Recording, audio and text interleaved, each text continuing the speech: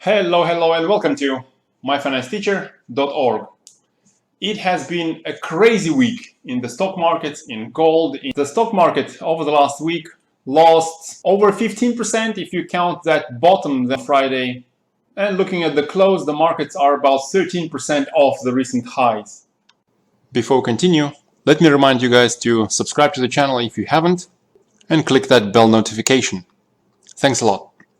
Thank you guys very much for all your comments, suggestions, and opinions. Sometimes, unfortunately, I don't have time to answer each of you guys quickly enough, especially given that yesterday here was a day off and I was away from my computer. Nevertheless, thank you again for all your comments. A lot of you guys wrote that I probably underestimated the coronavirus.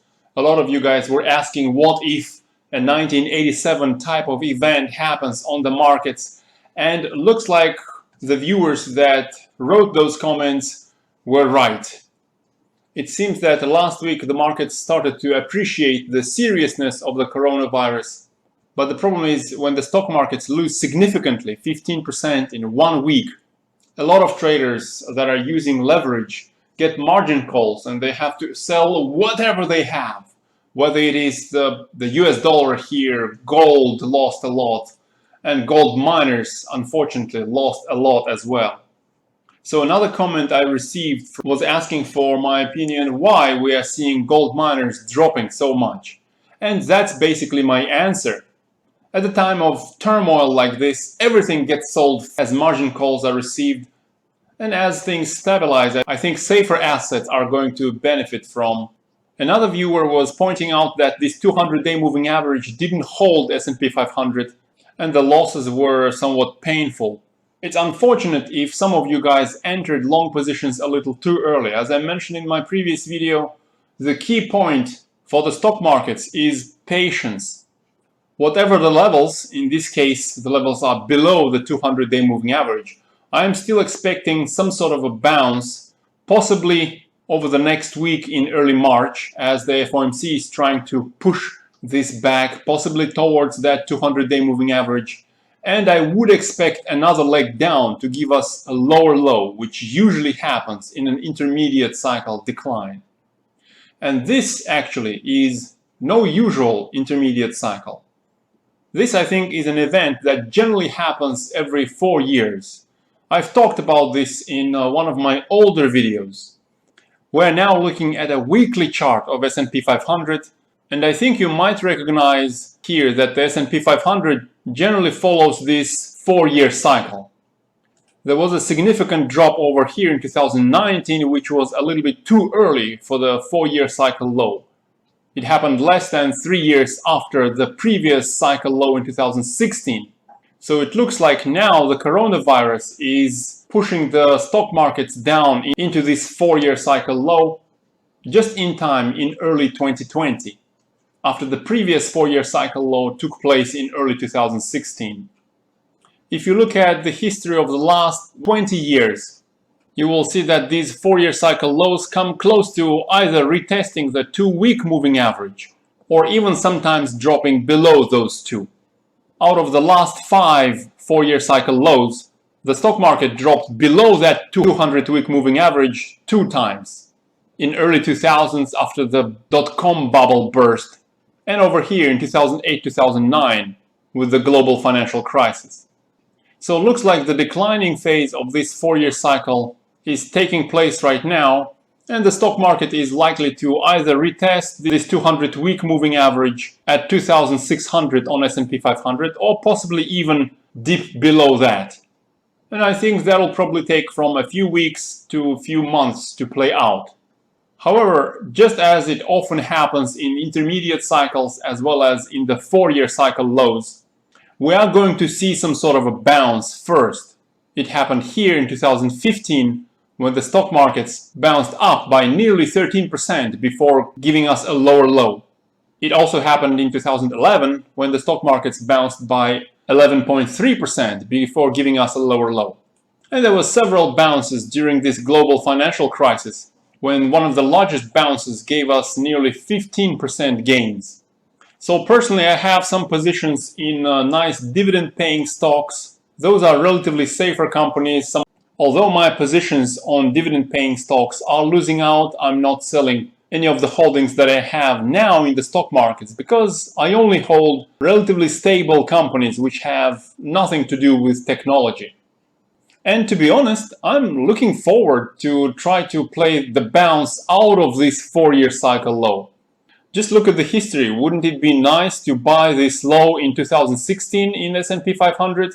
Look at the gains after this low in 2011. And since the bottom during the global financial crisis, the S&P 500 has already increased 5 times. That's 400% in 10 years. Correct me if I'm wrong. So stay careful and patient at the moment, but over the next several weeks to a few months, I think there will be a really nice buying opportunity in the general stock market.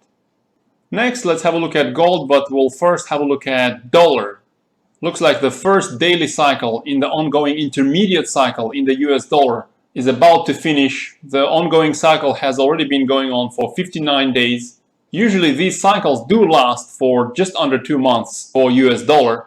And at the moment, the US dollar is close to the support range of the 50-day moving average and 200-day moving average.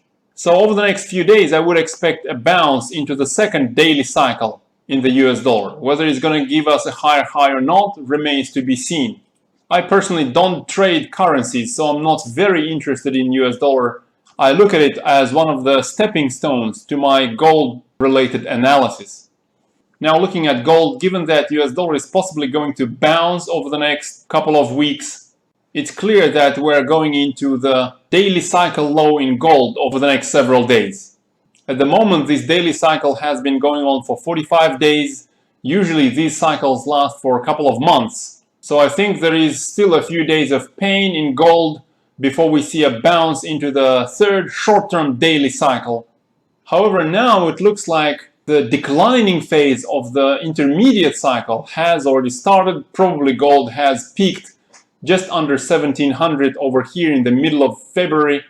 So although there will be a bounce into the third daily cycle in gold, that bounce I think is possibly just going to retest some of the resistance zones. And those resistance zones could be based on this high in early July that's somewhere close to 1610, or this low in late February, which is at about 1625. So over the next short term as well as intermediate term, as we're in the declining phase of this intermediate cycle, unfortunately I think gold and gold miners are likely to slide down. That is going to be painful. Although I was lucky, just fortunate to sell 70% of my gold related assets just before this significant drop, I am still holding that 30% position and I was away from my computer on Friday. So on a smaller position, I am also having painful losses. And once the markets open on Monday, I will have to decide what to do with that 30% position. We might actually see a bounce relatively soon. After all, the Fed has already released a press release saying that they will take appropriate actions to help the economy and help the stock markets. So if the Fed promises to reduce rates or print a lot more money, that might actually help gold temporarily, but this is just a speculation. We'll have to see about that. At the moment, I'm more inclined to selling the rest of my 30% position early next week, Monday, Tuesday, we'll have to see. So that's my opinion and my plan of actions. Let me know, guys, what are you doing with all of this?